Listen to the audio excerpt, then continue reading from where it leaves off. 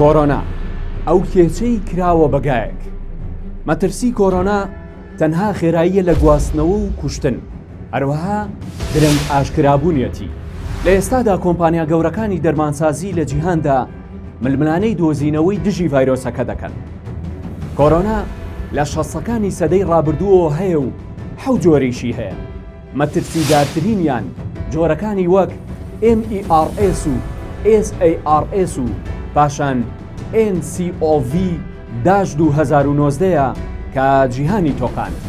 بە سادەیی نیشانەکانی کۆڕۆنا بریتیە لە سەرئێشە و تاو، ئازاری ماسوولکە و تەنگە نەفەسی.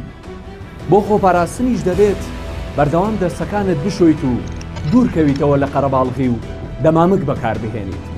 لە ئێستادا ڕێژەی چاکبوونەوە 13 هێندەی مردنە بە ڤایرۆسەکە. تەنانەت هۆکارەکانی تری مردن لە جیهاندا زۆر لە کۆڕۆنا زیاترە کە بەم جۆرەیە. مانگانە نزیکەی 25 کەس بە ڤایرۆسی کۆڕۆنا دەمرن، بەڵام نزیکەی 250 کەس بەهۆی خواردنی حەبی ئەسپرینەوە دەمرن.